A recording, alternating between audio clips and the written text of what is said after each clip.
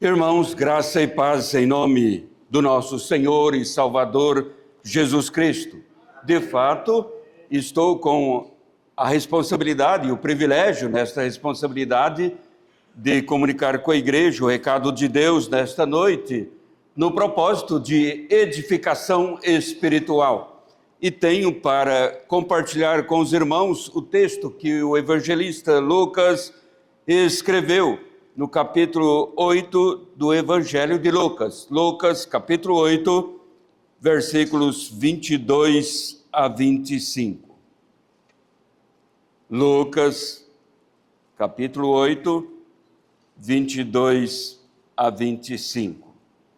Aconteceu que, num daqueles dias, entrou ele num barco em companhia dos seus discípulos e disse-lhes: passemos para a outra margem do lago. E partiram. Enquanto navegavam, ele adormeceu, e sobreveio uma tempestade de vento no lago, correndo eles o perigo de sossobrar. Chegando-se a ele, despertaram-no, dizendo: Mestre, Mestre, estamos perecendo. Despertando-se Jesus, repreendeu o vento e a fúria da água, tudo cessou, e veio a bonança. Então lhes disse: onde está a vossa fé? Eles, possuídos de temor e admiração, diziam uns aos outros: quem é este que até os ventos e as ondas repreende e lhe obedecem? Irmãos,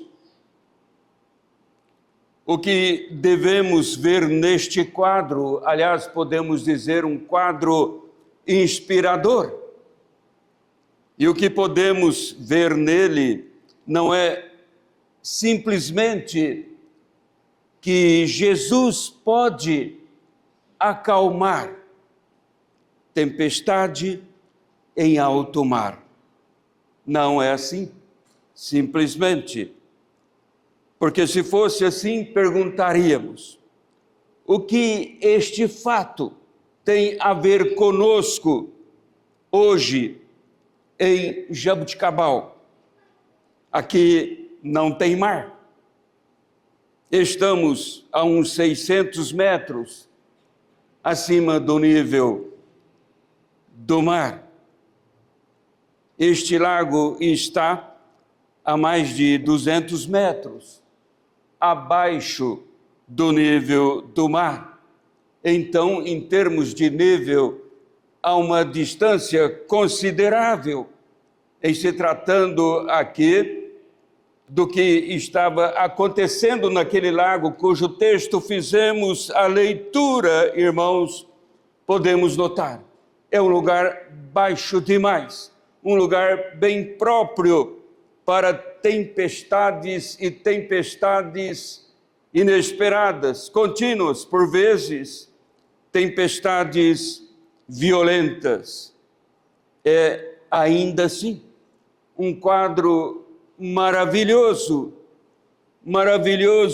porque neste quadro Jesus está revelando a sua onipresença.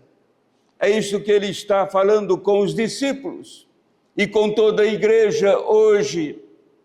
Mas, neste quadro, Jesus está nos convidando a confiar no seu amor, a confiar no seu poder.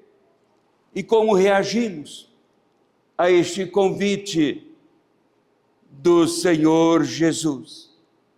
É o que nós encontramos no próprio texto que fizemos a leitura, porque inicialmente nós reagimos seguindo a orientação da sua palavra. No versículo 22, nós lemos: aconteceu que num daqueles dias entrou ele num barco em companhia dos seus discípulos e disse-lhes, eis então a orientação da sua palavra. Ele falou: passemos para à outra margem do lago e partiram. Jesus não disse: é tarde maravilhosa de um dia, vamos navegar um pouco neste pequeno mar, vamos navegar um pouco neste lago, em passeio, em recreação. Não, ele não disse assim. Ele falou: passemos para a outra margem do lago. Uma jornada objetiva, um plano a ser cumprido, uma ordem a ser obedecida. O mar da Galileia é pequeno. A extensão maior compreende cerca de 21 quilômetros e a extensão menor de 13 quilômetros. Por isso, por vezes, este mar da Galileia é também chamado de lago. Passemos para outra margem do lago. Foi a palavra de Jesus aos seus discípulos. Os discípulos, então, estavam obedecendo a sua palavra, mas os discípulos não conheciam Jesus plenamente. De fato, eles estavam aprendendo ainda. Afinal, eram discípulos. Discípulo é aluno. Eles eram quais alunos sendo preparados pelo Mestre Senhor Jesus para a formação do colégio apostólico, a trabalhar a edificação da Igreja de Cristo, razão de estarmos aqui. Jesus já estava trabalhando naquela ocasião para nos encontrarmos aqui nesta noite, a Igreja do Senhor Jesus. Os discípulos ainda estavam conhecendo a Jesus, mas alguns dos discípulos deste corpo que estaria formando o colégio apostólico, alguns destes discípulos eram pescadores. Pedro, Tiago, João, pescadores experientes, conheciam muito bem aquele mar, aquele lago. Ali também eles pescavam, eram experientes nesse tipo então de embarcação. Tiago e João, por exemplo, eram os filhos de Zebedeu. Zebedeu tinha praticamente uma empresa nessa atividade de pesca. Ele abastecia o palácio, a casa de Anás, onde Jesus foi colocado para ser julgado. Tanto é que quando João chegou, ele não foi barrado na portaria, ele teve acesso ao pátio livremente. Pedro já não, ele foi barrado. E João teve que voltar para ajudá-lo a entrar ali no pátio, onde depois ele veio negar o Senhor Jesus. Mas fato é que João era conhecido porque era pescador, filho de Zebedeu, que abastecia aquela casa com peixes. E Marcos está dizendo que eles começaram essa travessia ao cair da tarde. Então Jesus estava exausto, trabalhara o dia todo, estava de fato cansado. Lucas diz, então, ele adormeceu. Ora, irmãos, sendo totalmente Deus, era também totalmente humano. Adormeceu pelo cansaço, sentia fome, sentia sede, sentia muitas vezes cansado, mostrando assim a realidade da sua natureza humana, mas era Deus. O Verbo que se fez carne, estando com os discípulos, para nos resgatar. Então, ele adormeceu, os discípulos seguiam navegando em obediência à sua palavra e só puderam conhecê-lo de fato, conhecendo o seu amor, conhecendo o seu poder, porque seguiram tendo como critério de orientação a própria palavra de Cristo. Vamos passar para o outro lado. E assim fizeram. Em obediência, tiveram a oportunidade de conhecer melhor o seu Senhor e Salvador. Mas veja, irmãos, ainda neste quadro inspirador, onde Jesus está estendendo o convite, ele então nos convida para confiar no seu amor, confiar no seu poder. E isto fazemos, instruídos por sua palavra, seguindo a sua orientação, mas também nós fazemos, nos colocando diante dele em oração, em orações de súplicas. Assim fazemos. No verso 24 é o que Lucas diz: chegando-se a ele, despertaram-no, dizendo: Mestre, Mestre, estamos perecendo. E eles disseram. E então Jesus se despertou, repreendeu o vento e a fúria da água. Tudo cessou e veio a bonança. É o que Lucas está dizendo e é o que nós cremos, por ser a palavra inspirada pelo Espírito Santo. Nós cremos que de fato foi assim. Há muitas especulações em torno do que aconteceu aqui. O apóstolo Paulo diz que nós não sabemos orar como convém, mas uma coisa é certa: Deus nos responde como lhe convém. Não sabemos suplicar como convém, mas ele responde como convém. Os discípulos aproximaram-se naquele momento de Jesus, estava dormindo em lugar reservado naquela embarcação, e despertaram-no dizendo: Mestre, Mestre. Olha, irmãos, só o fato de empregarem aqui, de forma repetitiva, o título de Mestre para Jesus, já denota o pavor em que os discípulos se encontravam naquela circunstância, uma situação desesperadora. Mestre, Mestre, suplicavam assim a Jesus. É possível, sim, irmãos, ver nisto o pavor, o medo tomando conta daqueles discípulos. Jesus estava dormindo e os discípulos apavorados, com medo. Acontece que Jesus sabia que ele não morreria de tempestade em alto mar. O profeta Isaías já tinha proclamado a soberana vontade de Deus em relação ao seu filho Jesus, o Redentor eterno, sim.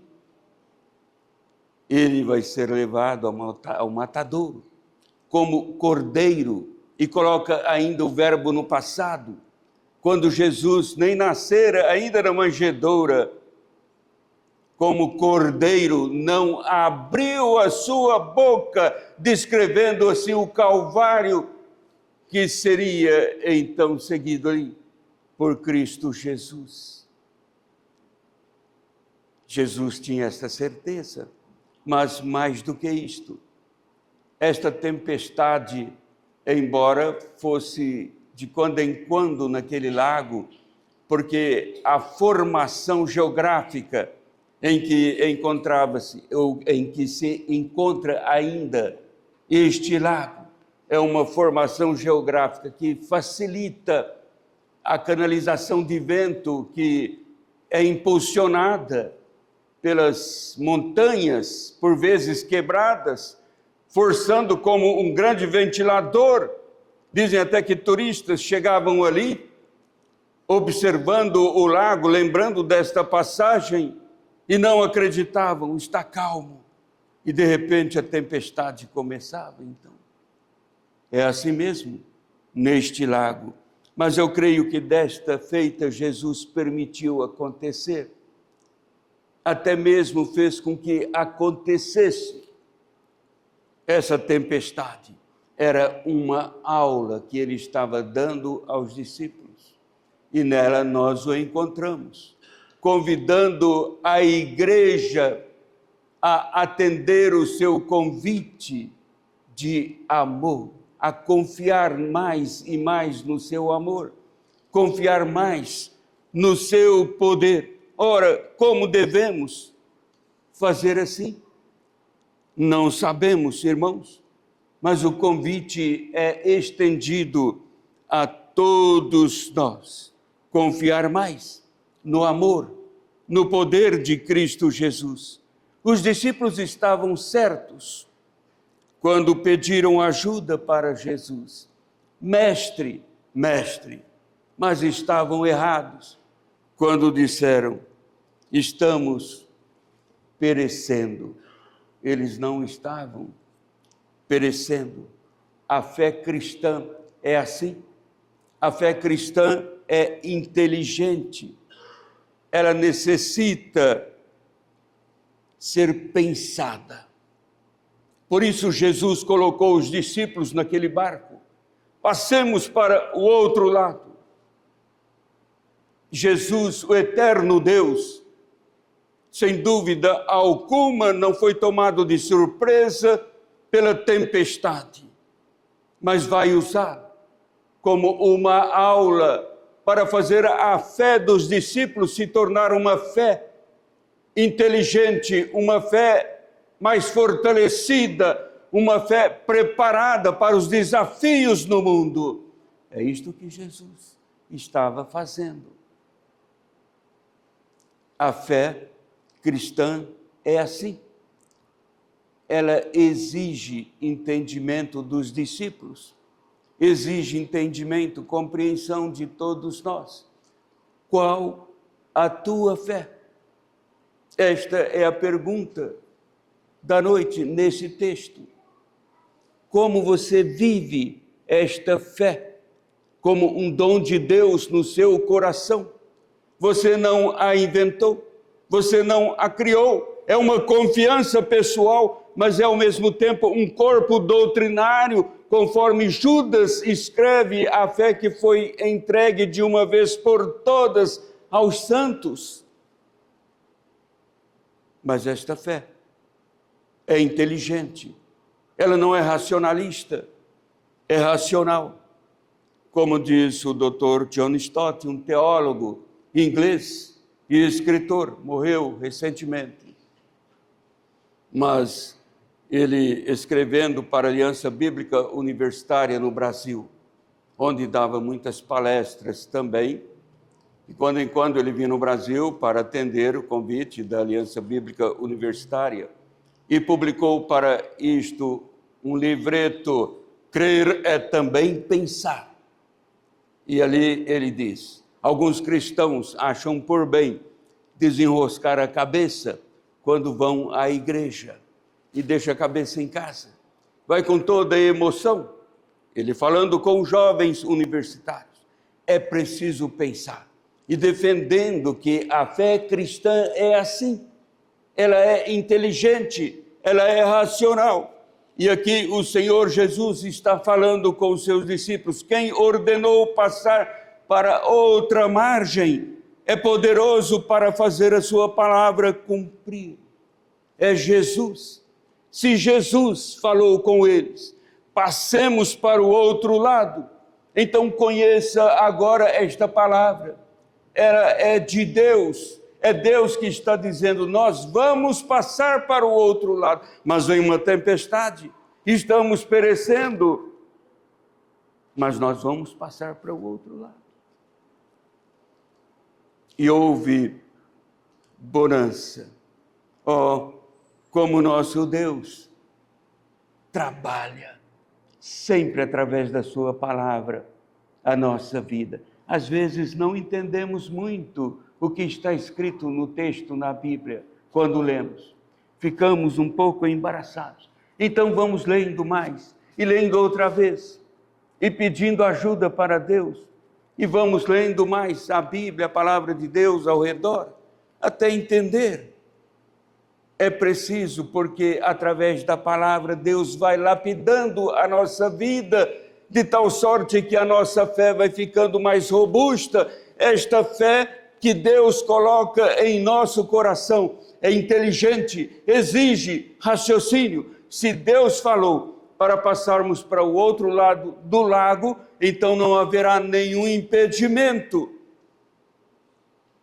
Deus faz assim conosco. Ele ordena a igreja seguir, mas permite também lutas inesperadas para podermos conhecer mais do seu poder, para podermos conhecer mais do seu amor. Eis o convite de Jesus para conhecermos mais, para confiarmos mais no seu poder, confiarmos mais no seu amor. É isto que ele está fazendo.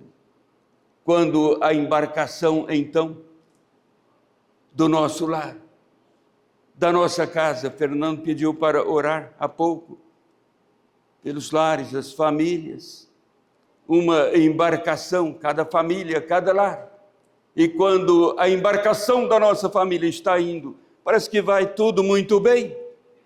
E de repente, a surpresa de uma tempestade. Jesus está convidando a confiar no seu amor, a confiar no seu poder. Nós não podemos, às vezes, em muitas situações, é assim mesmo, nos achamos impotentes. Não temos como resolver a situação, o quadro é doloroso, inesperado. Mas Jesus repreende, nós não, ele sim. Então os discípulos se dirigiram a ele. E o que nós lemos no verso 24, na parte final, chegando-se a ele, despertaram-no, dizendo: Mestre, Mestre, estamos perecendo. E na parte B, ou a segunda parte do versículo, diz: despertando-se Jesus, repreendeu o vento e a fúria da água. Tudo cessou e veio a bonança. Em geral, irmãos, quando o vento diminui após uma tempestade, o mar ainda continua agitado. O vento parou, mas o mar continua com as ondas agitadas, até lentamente parar.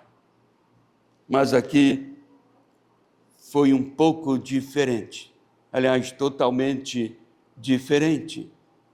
Foi mesmo um milagre. O vento cessou, as ondas furiosas também pararam no mesmo instante. Houve uma calmaria. Alguns estudantes, teólogos, escrevem assim: o mar passou a sorrir para aqueles discípulos que outrora estavam apavorados. Cessou. As ondas furiosas também acalmaram. Houve uma calmaria. William Hendrickson, um exegeta bíblico, aqui ele faz um pequeno comentário. Ele, entendendo o sentido etimológico, o sentido do termo, como é registrado aqui, e ainda de uma forma, parece que com uma conotação mais poética, ele diz: ventos e ondas sincronizam-se na sinfonia sublime de um silêncio solene. E de fato foi isto que aconteceu. Jesus podia repreender a tempestade sem falar palavra alguma. Ele podia fazer cessar toda a fúria do mar, apenas com seu próprio espírito, com seu pensamento. Ele podia fazer isto, mas proferiu palavras, pronunciando uma ordem sobre a tempestade. Os discípulos precisavam conhecer mais do seu poder, do seu amor, do seu cuidado. Por isso Jesus falou, repreendendo com palavras. Alguns barcos seguiam, segundo o evangelista Mateus, aquele barco onde estava Jesus, e testemunharam esta verdade também. Jesus falando, e tudo cessou. Ele falou, mostrou o seu poder. Aqui, irmãos, está o ponto central da mensagem de Lucas neste registro. É que Jesus repreendeu e a natureza obedeceu. Ele mostrou o seu poder em amor aos apavorados discípulos.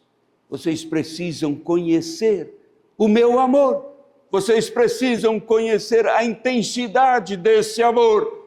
Eu posso mandar na natureza e ela contribuirá a vosso favor por causa do meu amor por vocês. Vocês seguem a minha palavra. Vocês falam comigo em oração. Errados. Mas mesmo assim, eu vou fazer o que é certo para o bem de vocês. Veja, irmãos, que convite maravilhoso este de Jesus para os nossos corações. Eu tenho certeza que a igreja conhece muito bem este fato. Quem aqui, leitor da Bíblia, não conhece este fato registrado nos evangelhos? Vamos para o outro lado. Houve uma tempestade e houve uma bonança. Um milagre aconteceu do sobrenatural para com a natureza. A ordem de Jesus, vamos passar para o outro lado, é a mesma que ordena acalmar o mar, a tempestade. É assim, esta é a vontade de Deus.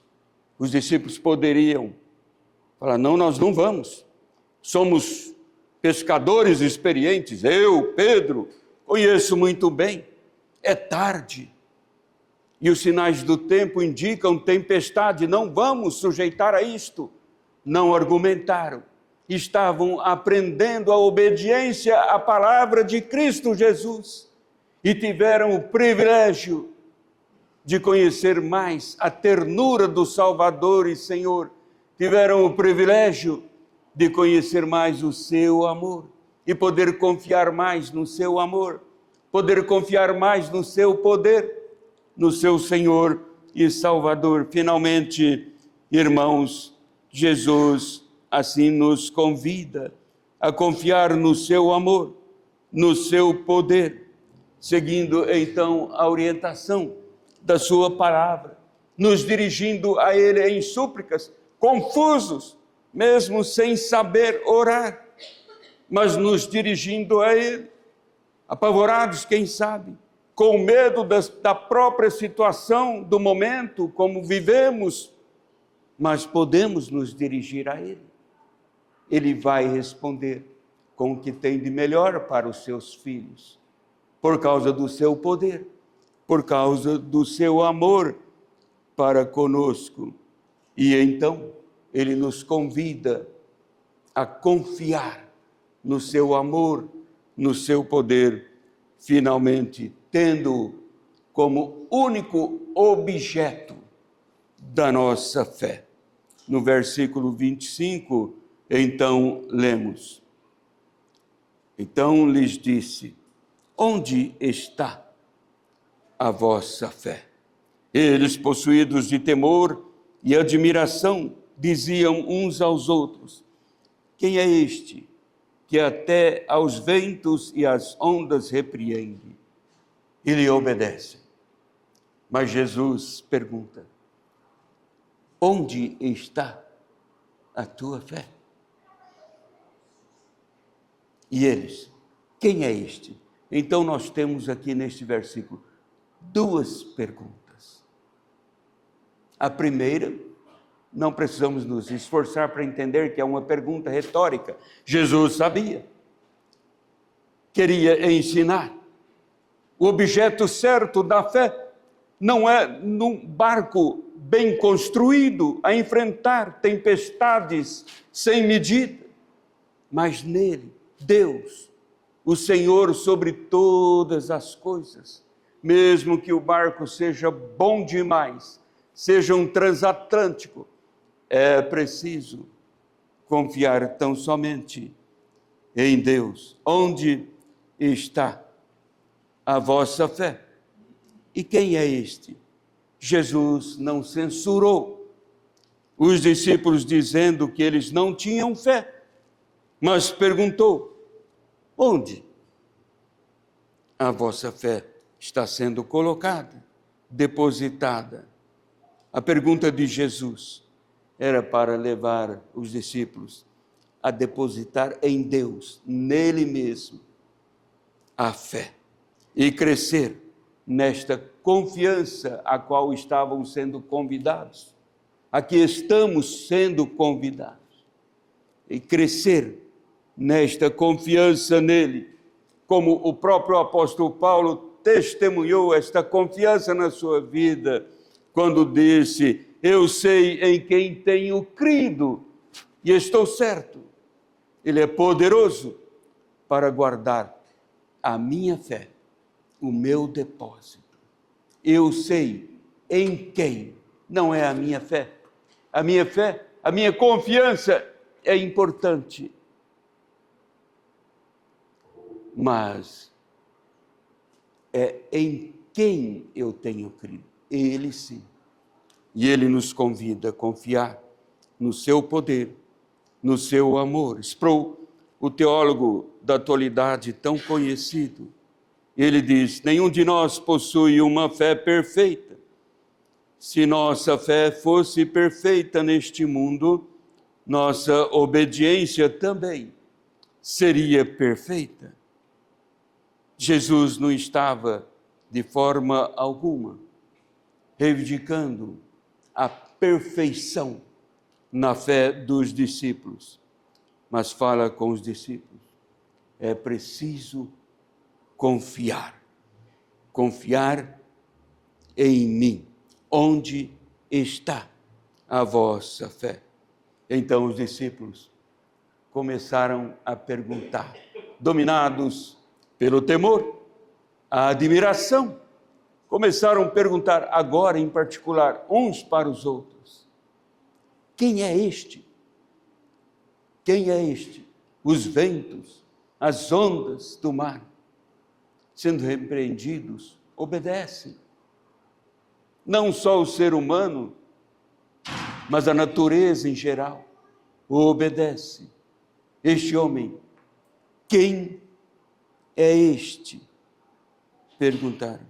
Este que nos convida a confiar no seu poder, a confiar no seu amor.